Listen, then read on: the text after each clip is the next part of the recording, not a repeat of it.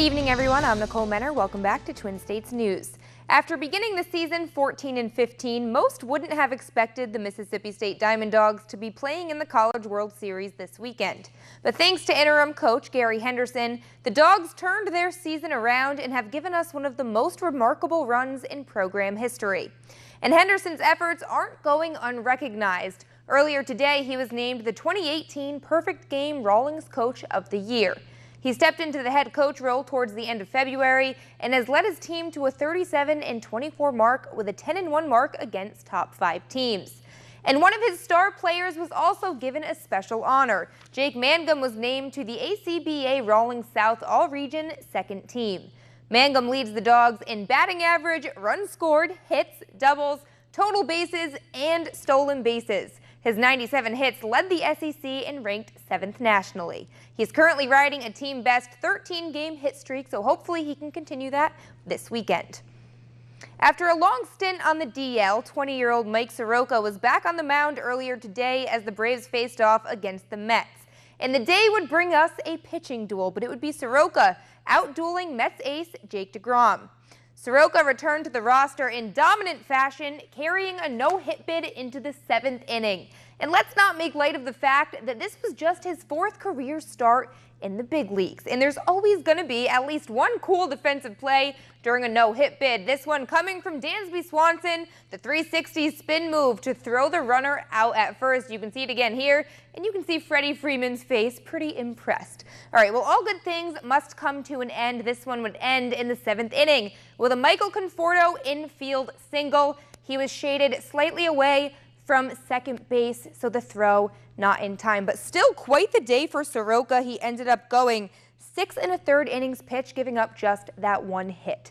And then you had Freddie Freeman showing us why he deserves all the All-Star votes, sending one over the wall to give the Braves the 2-0 lead and the win.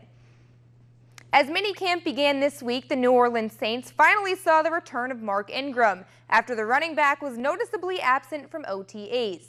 Now, back in May, Ingram was suspended 4 games for violating the NFL's PEDS policy, but he made it clear that he'll be ready to go when the time comes. Look, I'm not really going to say much on the suspension, but, I fought it hard, and I don't agree with it, but, I'm going to serve my suspension, and I'm going to be ready to go when it's time. I love my teammates. I love my family. I love this organization. I love all my fans and Who Dat Nation, everyone who has supported me from day one. So, just to have to miss time, that's going to, hurt me. And, I love everybody who supports me. It was great, man. Just see his face, be around him again. Love Mark as a teammate, love him in the locker room. Love his presence on the field too, and I know he's been training hard, working hard, preparing himself for the season. So it was great to have him back for this week. The 118th U.S. Open tees off tomorrow with Tiger Woods playing in his first Open since 2015 and the 20th of his career. His last Open win came a decade ago, and it was actually his last major win. So Tiger says he has a big opportunity and an even bigger challenge ahead. Obviously, the mistakes are magnified in major championships, as they should be. And this is our toughest test. So I'm looking forward to having the opportunity, having the challenge. Hopefully, I can play well enough to put myself there. Will there be any extra pressure? I think that's just natural. There would be. I mean, it's a major championship. There's only 4 of these a year.